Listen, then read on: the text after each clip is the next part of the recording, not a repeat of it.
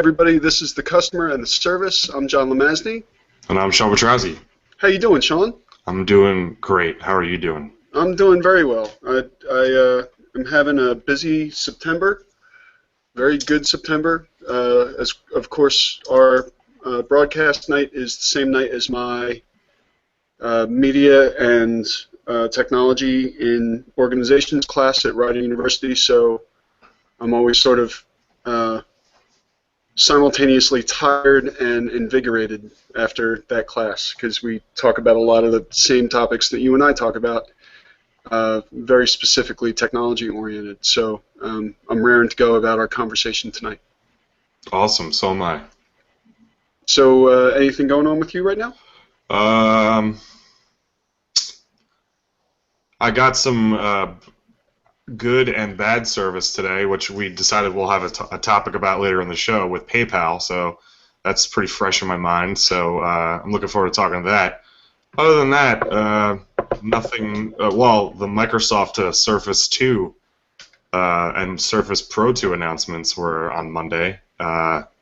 Those were exciting to hear. Are we going to talk about that? Sure, we can talk about it. Basically, just slightly improved hardware, same price as last year for the new devices, which I think is kind of a mistake. But I'm actually kind of excited about some of the peripheral space for the Surface 2 and Surface Pro 2 is actually where a lot of the excitement was. They've developed a keyboard that actually adds extra battery life for both the Pro and the Surface 2, which I think is cool. They've come up with a DJing peripheral for the Surface. I don't know if you saw that. No, I haven't really heard anything about it. I mean, quite honestly, and with all due respect to your love for Microsoft, I was under the impression that the Surface was on its way out. Misinformed, my friend. The Surface. Okay. Well, maybe I'm listening. Maybe I'm listening to the wrong podcast. You probably are. You need to be listening to Windows Weekly a little bit more than. Yeah, that's one of the few Twitch shows that doesn't necessarily always make it on my queue. It's one of my favorites. Yeah, I bet. It's a good show. Very good show. Even if you're not a Microsoft fan, Mary Jo Foley and Paul Thurrott. I mean, Paul Thurrott alone could carry any show and make it entertaining. I respect Paul Thurrott for sure. I don't know, but Mary Jo Foley, I don't know. She scares me a little bit. Really?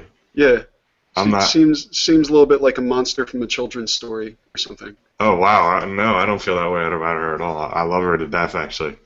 All right. Well, maybe you ought to make up a little T-shirt or something. I could help you out with that. Well, our mutual friend Shane Smith regularly tweets with them, not at them, with them. Really? Yeah, all the time. If you follow both of them, on Twitter, then you get to see the conversation. But very regularly does Shane tweet at either one of them or both of them, and almost every time they respond back to him at this point. So yeah, I think Shane has blocked me from Twitter. That's what I think. I don't think that's happened. So, yeah, so I don't know. The DJing thing was totally out of left field, and nobody expected it. And it's actually kind of neat looking. Maybe I would, if I was a DJ, I would use it. But so is it like two turntables interface? It's actually the slides. So it's the levels and cool. Like the left and right kind of thing. And then the Surface is going to have a special app for DJing, which maybe the 1s and 2s would come into play there because it's touchscreen. Hell, man, I'll bet you that would sell some Surfaces just on its own. Absolutely. So it would be cool to see what happens. It was a very iterative update as opposed to a radical one. So. It's funny. I've collected a couple DJ apps just to mess around, like not apps but applications for Mac OS, and there's actually some open source ones that are quite nice. But I have not ever looked, nor have I stumbled upon any for Android. I'll bet you they exist, though. I'm not aware of one. I use one for Windows called Virtual DJ. I have Virtual DJ. Which is great. I used to use it for parties back in grad school, which was a whole other story. But I digress. So, so that's it.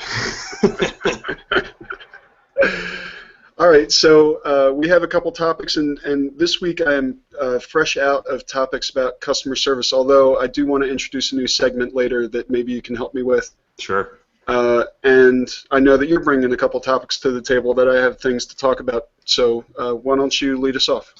So we always talk about, or not always, but we've talked about multiple times, the idea of like local food and groceries and such, and why it's important to buy local in a food aspect. Right, keep a low carbon footprint, try to support your local economy, etc. So tonight I want to talk about a local retail experience that I had recently that I feel demonstrates, again, why local usually is better. So I'm getting married in October. And, really? Yeah. And I had to rent a tux. Congratulations. Thank you. Do I have to run a tux? No, you're okay. I'm not in the I mean, if you want to, you're more than welcome to. I don't think it's going to happen. I'll probably wear a suit, though. That's good. That's good. So we had to rent tuxes, and the last wedding I was in was about 2 years ago for my friend Frank, and he did all his tuxedo rental through Jose Bank because myself and the other member of the wedding party were, opposite ends of the state, and then Frank was in a third location of the state. So he just did Jose Bank to kind of, make it easy. And they had a good selection, et cetera, et cetera. So we had such a good experience with them for Frank's wedding that I was like, oh, well, we'll do the same thing. I also have a bunch of people in my wedding party from New York and Bricktown, and my dad is in Toms River. So Jose Bank would have been another great solution for everybody to use because of their multiple locations. So the Jose Bank website, they have a special website for tuxedo rentals. And it's a pretty elaborate website. It shows you all your choices. There's a wedding party tool that you can put everybody in your wedding party's information into. There's very often a wedding party tool. Yeah. But this helps you organize your wedding party. Oh. Sorry. Oh. So, you put all your wedding party's information in, email and cell phones, and it'll, send them email and text reminders to pick up their stuff, return their stuff, schedule an appointment, whatever. But it also helps them, Jose Bank, know who's in your party and keeps everybody's information straight because they put it all on the computer. So I spent literally like 30 to 45 minutes filling out all that information, and then I had to schedule an appointment for a consultation. So I did that, and I did it at our local Jose Bank at the Market Fair in Princeton, picked a date and time, and thought everything was cool. So I think it's very interesting, by the way, that you refer to this company as Jose Bank, because I always assumed that the JOS period meant that you were supposed to say Joseph A. Bank. Well, I guess you've never heard a radio ad for them. I have not ever. I don't listen to radio ads. It's Jose Bank. Interesting. On the radio. It's very interesting. Thank you. Yeah, I always thought it was too until I heard that ad myself. So I went in on my scheduled day and time to the Jose Bank in Princeton and was greeted with a sale going on in the store that was causing great pandemonium. So I basically stood there for about 10 or 15 minutes with various salesmen telling me they'd be with me in a second. And then finally somebody actually spent enough time to find out what I was there for, and I told them, I'm here for a tuxedo rental consultation. I have an appointment scheduled at this time. And so finally the manager came over to me and was like, okay, I'm here to help you. And I was like, oh, well, I had an appointment scheduled, and, and you had part of the process was you had to pick out whatever tux you wanted to try on the website. You had to say, I want this jacket, pants, and these accessories. So I did all that, and the guy, basically, the short version is that he didn't know I had an appointment. He had no record of my name, had no record of my wedding party information. So it was basically like I came in off the street. Which is it's the antithesis of why you had to fill in all this data. Right. So it reminds me a little bit of Best Buy. A little bit. So So the guy was very nice and apologetic and everything, and it was fine, whatever. But then he proceeds to tell me, like, oh, that they do so much tuxedo volume and that there's very little inventory of the tuxedos, that they're actually not able to get them in for, like, try-ons. You basically order your tux out of a book, then, like, try it on when you pick it up, and, like, that's it. What about alterations? Well, it's a rental, so there's no alterations. You don't get anything like, Yeah. I don't know that much about it, I apologize. It's okay. If I was buying the tuxedo, then there would be an alteration. Of course. Right. So that's not good because I'm 6'4", around 225 pounds, and I have difficulty with clothes sometimes. Which is amazing because you are a fashionista to some degree. Yeah, like the difficulty is like sleeve length or sometimes jacket. Oh yeah, width. I mean I have sleeves that are like this. It's crazy. Yeah, it's not cool. So I absolutely have to try on anything before I rent it or buy it or whatever. And sometimes things will fit, but then they'll be like they're right the lengths, but then they're just huge. If you're ordering out of a book, you're going to end up looking like a disgruntled orangutan. Exactly. Yeah. So when he's like, well, maybe I'll be able to get a suit for you to try on. I'm not sure. So this was a Tuesday. He's like, call me on Friday, and maybe we can get something worked out. And I was like, okay, like fine. Then I remembered that there's a store in the Market Fair, like literally 75 feet away from Jose Bank, called Chazmataz, and they specialize in tuxedo rentals and purchasing of tuxedos, nothing else. So I just said, why don't we just take a walk in there and see what's going on? Why not? So hold on for a second. So why is there enough business in tuxedo rental for there to be two tuxedo rental places inside the same mall, and a tiny mall at that? I think you're about to find out. All right. So we walk into Chazmataz. There's one guy working. Nobody's in the store. The store is filled to the brim with all kinds of jackets, pants, vests, all kinds of accoutrements for the tuxes.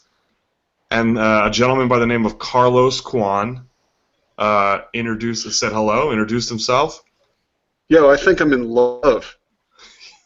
With a name like Carlos Kwan, I mean, what's up? You should be. And Carlos, dressed very nicely, an open shirt with beautiful gold medallions around his neck.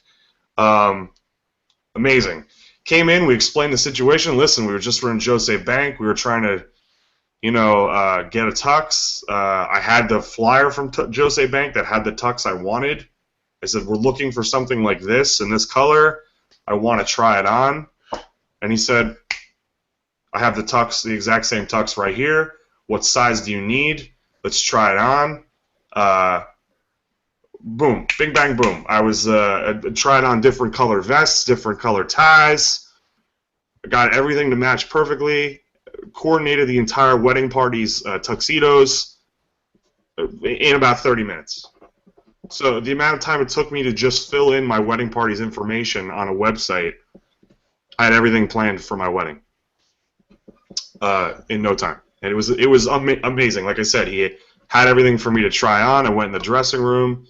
We got to see exactly what I would look like. We tried on the vests that the groomsmen would wear versus what I would wear, so we had an idea of what they would look like.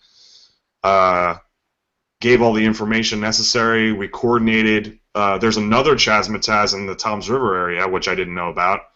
So we coordinated with that store for my dad and my friend Frank to get their tuxes from that area. Just complete white glove service, high touch service, whatever you want to call it. This guy, Carlos Kwan, is the owner, proprietor of Chazmataz. I know this because I got his card and it said it on it. Just wonderful service. And to the point where I actually later went to their website. They actually you can walk into the Chazmataz and leave in an hour with a rental. Like if you need a rental the same day for an emergency, they're equipped to deal with it, no problem.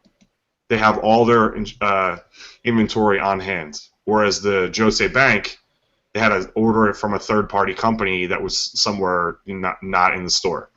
Yeah, so I mean, the same issues that apply to locality with food or other kinds of purchases certainly apply in this case. You know, if the stock that you are ordering from for the tuxedo is being done from a catalog, it's like you don't necessarily know anything about the origins of it. It probably has to travel a far way.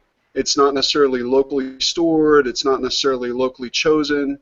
And it sounds to me like we can begin to come to some generalization about local purchases that speak to the idea of trust and flexibility.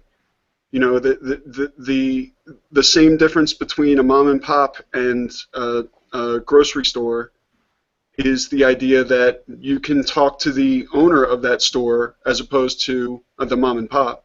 You can talk to mom or pop, as opposed to, you know, if you're talking to a general manager or a area manager or a regional manager or even the store manager, you don't necessarily have the same impact with your conversation because there's so much overhead in decision making that they just say, all right, what do you want me to do? Right. I don't own this place. I'm not the proprietor. This just happens to be my store. I can't put anything on the shelves that my overhead doesn't tell me to put here, as opposed to Chaz Mataz, where the gentleman who you spoke with, gold medallions intact, is making the decisions about what shows up on his shelves. Right. And if you want something different, he's able to at least consider it. But quite honestly, this is my argument for open source too, but that's another episode. And the idea of trust. You know, there is a lot of talk right now about 99 Designs and the danger to graphic design as an industry with something like 99 Designs because it flips the power of the graphic designer to the crowd. And a very prolific, very active, very hungry graphic designer will be able to shark a whole bunch of jobs in 99 Designs, whereas in a local environment, it's a lot more difficult to come up with a design that can compete with 100 submissions. But there's so much loss in 99 Designs because all the people who are submitting for that particular project are not necessarily being paid. They're just submitting. Yeah, it's making graphic design a commodity. It is, but what it's also doing is emphasizing the importance of trust and personal attention. So the same argument that you're making about Chaz Mataz versus Jose Bank is the argument that I make to my clients and that they would agree with, I think, in that they're able to have a trustworthy conversation with me. I'm able to give them my full attention and full flexibility and establish a relationship of trust that another designer, maybe in California, maybe in Japan, maybe in Europe, wouldn't. They've never visited your place. How do they know what the culture of your space is? They've Right. never spoken to you in person. How do they know how your whatever, the shirt that you wear influences the way that you make people feel, you know? Right. So I think it's all one and the same. I think there's great value in locality. I think there's, and obviously I as a small business owner rely on people's recognizance of the power of local. Yeah, to speak on the issue of trust, we had an issue with my dad. He went to the Toms River store and, you know, my dad wants to match my mom's dress, and so my dad wanted to break away from the tux that I had picked for the wedding party and kind of just wear a traditional black tux, which was totally fine by me. But the guy he was working with in the Toms River store refused to let him do that. So I had to call the Princeton store to get them to call the Toms River store to say it was okay. Fast forward to like a week later, I get a call from the owner of the Toms River store. Very apologetic, saying, you know, sorry for the mistake. He said he wanted to get in touch with my father personally to try and make things right. get him back into the store to get him outfitted with what he want. And then he let me know that the guy who helped my father originally had been let go. So built a lot of trust right there, you know, that my dad had a pretty, not overly negative experience, but a difficult time coming in, had to make multiple trips then, you know.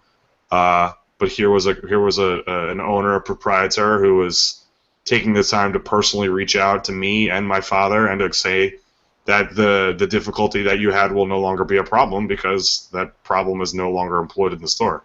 So is it not? I mean, I don't know the details of it, but I mean, wasn't it possible that he was just following protocol? It could have been. I don't think he was. You know? I don't think he was fired just because of that. I think there were probably other things, and this contributed to it. Oh. Because apparently the owner made it sound like that people don't need to be that rigid, and like if somebody says like, no, I just want to rent this tux, like I know what the plan is for the wedding. I'm gonna do this, especially if it's a father of the groom or a father of the bride. You know, they should be allowed to go off base there. You know. Interesting. So yeah, it was a great experience. All my friends have had great, you know, gone in for their sizings and such, and it's been smooth, simple, nothing but great. Kudos all around for Carlos and his staff in the Princeton store. So just want to give a shout out to Chasmataz for being a great local business in the Toms River and Princeton areas. Kudos to them. Kudos to them is right. And congratulations again to you. Thank you so much. Can't wait for the event. Good. So why don't we move on to our second topic? Sure. So I'm a eBay user. Have been since 1999. Same eBay user ID. I maintain a 100% feedback rating. I'm near 400 transactions on eBay. So I take my eBay reputation very seriously, and I've had challenges to my reputation in the past, and I've vigorously fought to have the unjust ones expunged, and I've pretty much been, you know, had that happen every time. Recently, I was given a gift card to something I didn't want a gift card to. So I chose to sell it on eBay and to email the winner of the gift card the code, which is something I've done in the past. I've purchased cards this way before in the past, you know, gift cards, never had a problem. So I listed the card on eBay, the card sold, the person sent me their money, I sent them the code, I gave them positive feedback. They gave me positive feedback. I assumed that the transaction was done. It was closed. 2 days later, I get a notification from PayPal that there's been a dispute with the saying it was an unauthorized payment to the account that sent me the money. So, of course, the gift card has been redeemed at this point. My merchandise is gone. Can't use it. You know, I sent it. It's been redeemed. There's no way I can recover the merchandise. And now PayPal's telling me that the money that I received is being frozen and taken out of my account. I had already removed the money from my account for, you know, deposit in my bank. So I basically had a negative balance, a negative $90 balance in my PayPal account. And they told me that this would be the case until they concluded their investigation. So I had an opportunity to provide documentation at the I'm sorry, you had a negative $90 balance, or you had your balance minus $90? Well, I had $0 in my PayPal account at the time of the sale. Yeah. I put $90 into the account, and then I withdrew the $90, so I was back to zero, and then they negative me the $90. So basically, I owed PayPal $90. Yeah. Yeah. So I had an opportunity to provide the investigation team with documentation proving that I sent the merchandise. I did that. I gave a narrative of what happened. I also did an investigation into the eBay ID to see what other transactions, if any, the person purchased. I saw that they made exactly the same purchase that I was selling from 3 other eBay sellers. Oh. So I contacted all 3 of them, and I said, listen, this is what happened to me. Is it happened to you? I heard back from all 3 of them and said, no, nothing's happened yet, but thanks for the heads up, and keep us posted. So the eBay investigation, PayPal investigation takes 7 days. So as time goes by, about 2 or 3 days later, I get an email from eBay saying that they've suspended the eBay account for fraudulent activity. So the eBay user is deleted. It doesn't exist anymore in the eBay system. However, I still have this PayPal dispute going on. I then got an email. And for anybody who doesn't know, eBay and PayPal are the same company. Right. Then I got a message back from one of the people I reached out to saying, by the way, I have a dispute now, just like you do. So the same exact thing happened to him, negative, $90 or $100 or whatever. And he basically wrote me and says, look, this happened to me before, you're basically gonna lose your money. And I was like, great. So I actually let PayPal know, like, hey, there's another person that this person purchased a gift card from. He's doing the same thing to them. And I just kept providing more and more information. And then over the weekend, I heard from a second person that I reached out to. She said the same thing happened to her. I gave her all the same information I gave the other guy. And then finally today, after lunch, I got an email from PayPal saying that the investigation had been closed and the dispute had been ruled in the favor of the buyer. So that meant I was out $90. And the reason how did they come to that conclusion? The reason for that was because digital goods are not covered under eBay's buyer or seller protection plan. Then why should they be allowed to be sold? Great question. So I was not going to stand for this. So I picked up the phone and I called PayPal.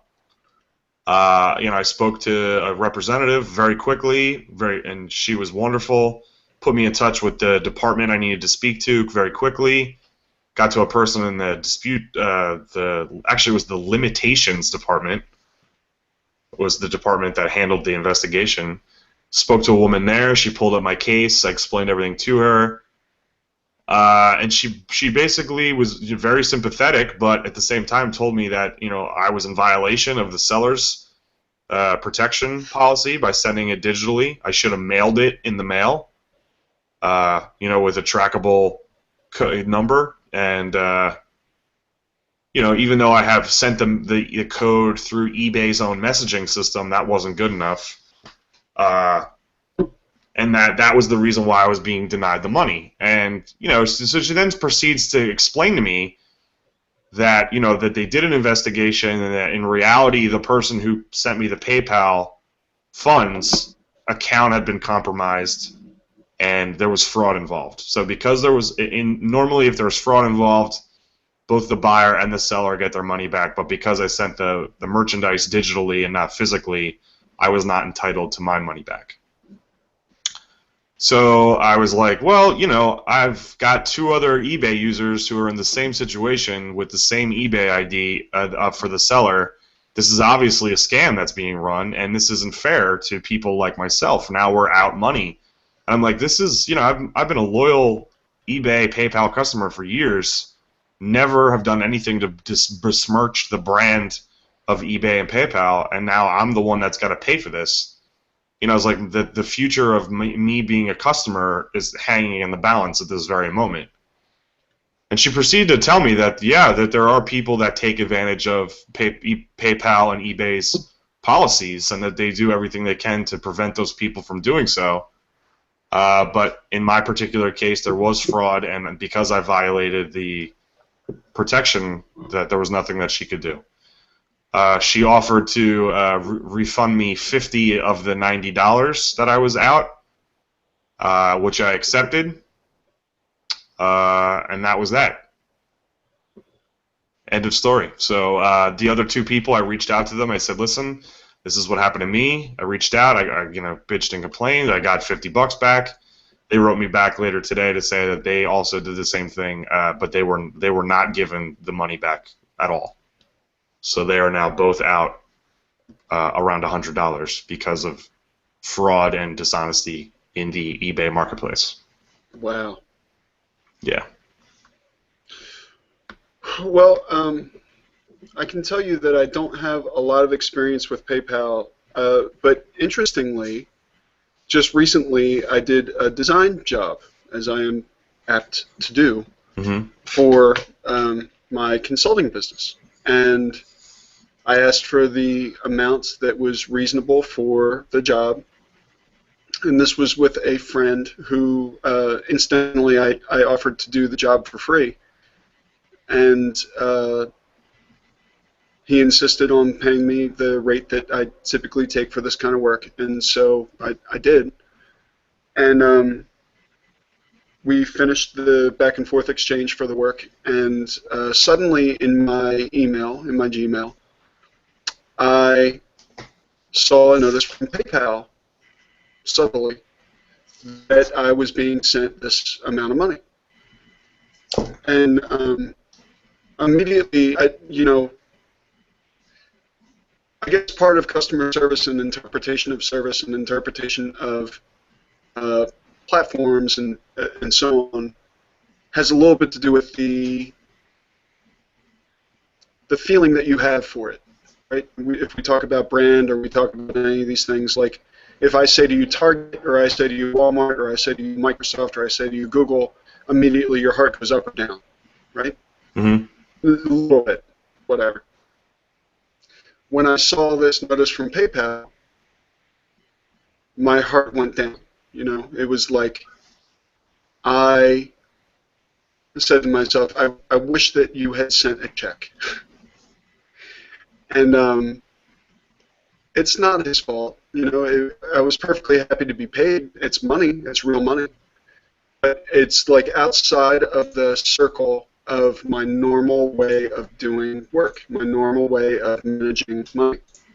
And yeah, I can send it to my bank account. And yes, but like, what is that going to cost me? Because eBay, PayPal doesn't do anything for free, right? There's going to be some percentage charge for the transaction. Possibly, I imagine. I haven't really looked into it, and I don't have enough experience with it to determine that. But if there had just been a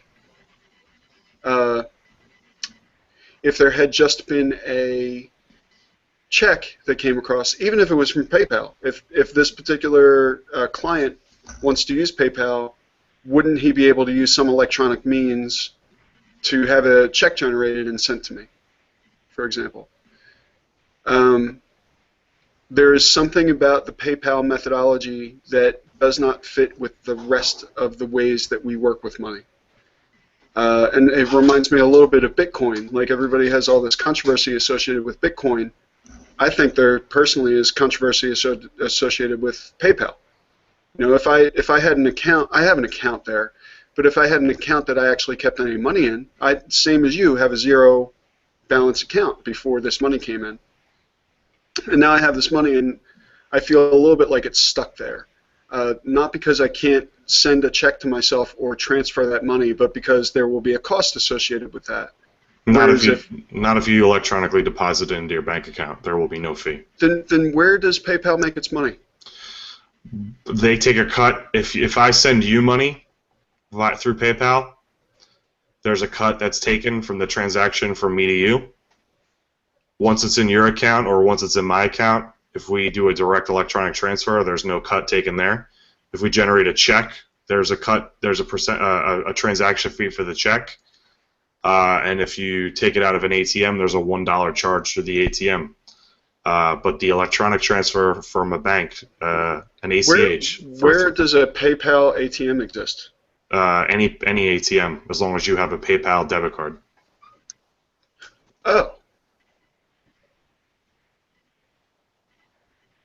Oh, that's interesting. So I have a PayPal debit card that I never use, but I do have it. And so there have been instances where I've actually withdrawn money from my PayPal account for $1, at an ATM, just like I would from my bank account. I saw the advertisement for the card, and I thought, I don't want another card. But I would get a card if it gave me access to that money. I might actually use that service if it gave me access to that money. Mm-hmm. That's one way. The other way, my preferred method is to transfer it electronically to my bank account using the. That's probably what I'm going to do. When I got the email, right underneath the amount, it had methods for getting it out of the system, right, including that. So when that person sent you that transaction, that money, let's say that your final bill was $100. He sent $100, but PayPal deposited $96 into your account. So I'm not going to see the full amount that he sent me? Correct. Well, then that's not cool. That's not the amount that we agreed upon. So then as a matter of fact, I have to pay full taxes on the full amount. Because it's graphic design work, I have to pay sales taxes, which is ridiculous. But I'm not going to be paying on, to use your example, $96. I'll be paying on $100. Yep. So there's ways around that. There's ways to get lesser fees, but my experience has been if you're over a certain dollar amount, like if it was under $100 and he classified it a specific way with PayPal, you can get around the fees. Especially, but you would have to be what they call a verified member, which I happen to be. So there's times where Crystal and I have exchanged money over the years with no fee because it was under a certain amount, and we're both verified PayPal people. Yep. But if one person is not verified or neither of them are, then there's a higher transaction fee, yeah. So that's what you're dealing with. And like I said, depending on how it's classified, like if you said it was for like goods and services, then there would be a transaction. Whereas if you said it was like a cash advance, like or a personal loan, there might not be a fee if you're verified. Interesting. Yeah, there's all kinds of like loopholes, and it's confusing, and I don't know. Yeah, but that's the thing. It's like pursuing those loopholes is difficult. That's why I think Square is amazing. They just take 2% or whatever the percentage is, flat rate, no matter how much. It just goes right into your Square account, which you can link to your bank account or even a PayPal account if you want to, and you put the money wherever you want. Yeah, and you get very reasonable. Visa, MasterCard, American Express. If I ran a business of any type, I'd have a Square device with me at all times. And they have an electronic form that you can use as well. Exactly. Yeah. Yeah, and you can do invoicing and all kinds of stuff. It's actually a really great solution. Fantastic. I used Square for a bit, but with the phone that I had at the time, the Square device was kind of wonky. Mm-hmm. So I dismissed it a bit, but I think it's time to look at that again because with a Nexus 7 tethered to your cell phone, that would be, I think, the perfect device to conduct commerce with Square. My Nexus 4 is actually a beautiful device. I recently, in the event I didn't talk about it, I got the Nexus 4, which was reduced in price because there's a plan for the Nexus 5 to show up at some point in the near future, and I don't think I'd have the same problem. No, probably not because of a larger screen. It's It really had to do with the earphone jack. You plug this into the earphone jack, and it would like launch a music player. Oh. Yeah, it was bad. Yeah. So you want to tell us about your new segment? Yeah, so the new segment that I'm proposing is every week that we do this podcast, I would like to take an opportunity to focus on a positive customer service exemplar. And this particular week, I would like to talk about the Omega Diner in North Brunswick. Yeah, I know the Omega, right on Route 1. Yeah, it is, right on Route 1. And it's about a half hour north of me, and I met with a very good friend earlier today and was reminded of what beautiful customer service is. And we always talk about food on this podcast because it's such an easy exemplar of customer service, but it can be done very badly. Right. And in this particular case, it was not. It was done beautifully, and every time I've been there, I've been treated very, very well. It's not the same kind of service that we get at, let's say, Winbury's, where we have people remembering our orders and all that, because I'm not there very frequently. But what they do have is conscientious people who really listen to your orders, who give you feedback. We had a little exchange where I asked, I was looking at the list of paninis, for example, and I said, if you were going to get a panini here, what would you get? And she gave me a couple choices, and everything was very clean. A visit to the bathroom was always, I think, a good indicator of, the quality of the cleanliness of the kitchen. Like, if the bathroom's clean, chances are the kitchen's clean. Not a guarantee, but. And finally, as we were leaving, I had an interaction with the hostess, and she noticed my tattoo and asked about it, and I told her the story, and talked about the fact that it was Rider University, like people thought that it was Rider University's logo and whatnot, and had a little laugh. And it was funny. She said,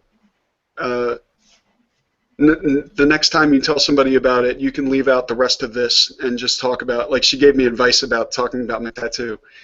And it was just like a cute, fun interaction that was like, that she didn't need to do. That nobody there needed to interact with me in the way that they interacted. They just did. And it was not mandated. It was offered. And that's great customer service. And thank you very much to Omega Diner for fantastic food, and had a really, really delicious lunch with a very good friend, and was treated very well in the meantime. I wonder if you have anybody who you want to give a shout out to recognize their example of customer service. Well, funny you should ask. I'm going to put on my Microsoft glasses. This is going to be a new thing. Every time I talk about Microsoft, I'm going to put on these cool lime green glasses. They are. Do you have a matching Surface too? Unfortunately, not yet. And the reason I'm doing this is because I picked up a new Nokia phone. This is the Nokia Lumia 521. And the reason I picked it up was because off contract, I only had to pay $79 for it. I kid you not, $79 for a full-featured smartphone. This was not a clearance sale, not a fire sale. The device normally sells for $99. Some places $130. And I just picked it up on a whim, just to see what it was like, see what corners were cut, if any.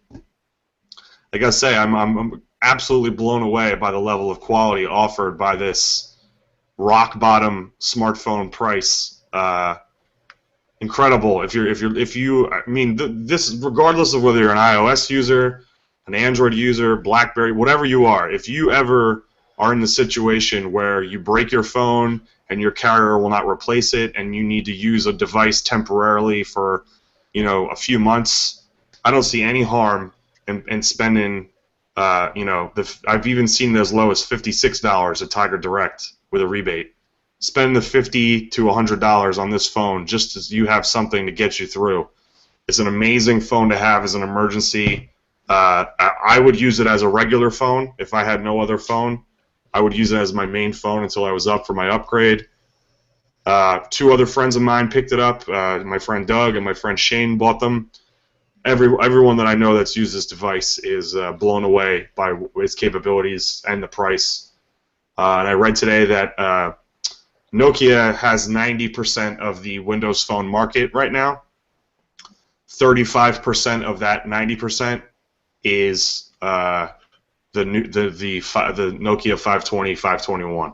So the number one selling device on the Nokia smartphone family. So I just want to give a shout out to Nokia, doing an amazing job selling a wonderfully priced device, very affordable, and I want to give a shout out to Microsoft for buying them and backing them, and just doing great work all around. And yeah, so I just want to give a shout out there. So I'll take these off now.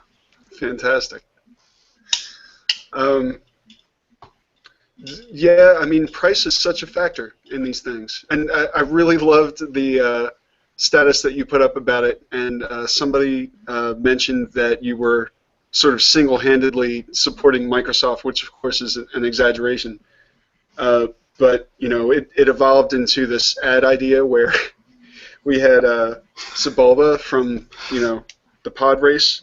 For those that we don't know what we're talking about, Star Wars Episode 1 has an elaborate pod race sequence, and Sebulba is the pod racing champion that Anakin Skywalker, the young boy, must go up against. That's right, and one of his physical features is that he essentially has four hands. He walks about on these four hands, much like I guess we would see like a monkey. He's part monkey, and so I was thinking, I think we first started by saying that you were single-handedly supporting Microsoft, and I said at a price like that, you could double-handedly support Microsoft by buying two, and then it devolved into this idea that Sebulba walks into a Windows store, Microsoft store, and buys four of them, so that he can talk with all of his buddies at once. Your knowledge of Sebulba is very impressive. I didn't even remember that Sebulba had four hands, let alone... Have you never played the Pod Racer game? Oh, no, I've played it. I know all about it. I worked at FuncoLand at the time when it was released on Nintendo 64, so intimately familiar with the Pod Racing game, for sure. Love that game. That was a good game. I played it on the PC. Oh, okay. But I think it's interesting that we talk about this because I've read a lot of articles where they say the next 1 billion cell phones that are sold, the next billion cell phones that are added to the already existing billion, whatever the number of cell phones are in the world, are going to come from this market segment, the below $100 segment. That's Android has had phones below that price for a long time. Not off contract though. That's the price point that they haven't hit. Nokia is really the first to do it off contract, but this is where it's going to happen. And of course, I'm off contract too. And the last phone that I bought, I paid $600 out of pocket. Right. I recently purchased the Nexus 4 in great part because it was an impulse buy, because I always loved the Nexus 4 but didn't purchase it because it was just outside of my, it wasn't enough reason. And then they dropped the price because of the advent of this new phone. There's another, Nokia has another operating system called Asha, which they just released a few months ago, which is a line of cell phones that's available for India and parts of Asia, and those phones retail for $35 off contract, and it has smartphone capabilities. It's sort of like a smartphone in a feature phone body. I would love to get my hands on one of those to see what that experience is like, and that's actually part of the new purchase that Microsoft negotiated. They're going to be taking over and continuing the Asha line. Well, normally I would suggest that you go on eBay and see if anybody's letting go of any for $35. Yeah. I don't think that you'd be interested. Why is that? I would be very interested. Oh, yeah, yes. Maybe I will send a check or a money order the old school eBay way. Yeah. But what's fascinating to me, though, John, is that, the Asha phone and the Nokia phone, this one here, they retail for around, like we said, between $35 and $100. There was a phone that was released 2 years ago called a Johns phone. Are you familiar with the Johns phone? Nope. Because the Johns phone was literally a phone that was about this size. It was like like a brick, kind of like this, and it was a tactile number pad with no antenna. It didn't have a screen except for a small LCD screen on the top. Black and white LCD like a calculator, and that was your caller ID, and that was your text would come through there, I guess, or it was like a pager, and it didn't even have a phone book. It actually had a paper phone book and a pen attached to it. And it had a SIM slot. Paper phone book? Mm-hmm. And what? The standby time on the battery was like 150 days. That's crazy. Yeah, it was amazing. Even that phone, which was literally a phone with a tiny LCD screen, was $150. So what? Yeah, no joke. I've seen them now. You can still get them. They're up to $200 now. Why would that command $150? Why? I don't know. Especially when you can get, like I said, $56 on Tiger Direct last week. For $200, you can get one of the best smartphones on the market. A competitor to the iPhone for $200. I know. I'm just saying. Oh, it's crazy. So the next billion phones will be coming from the $100 and under unsubsidized market. So I look forward to seeing what everybody else comes with. Wow. All right. Well, do we have anything else we want to talk about? I think that's it, sir.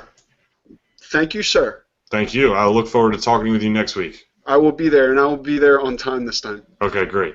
I'll talk to you later. All right, bye. Bye.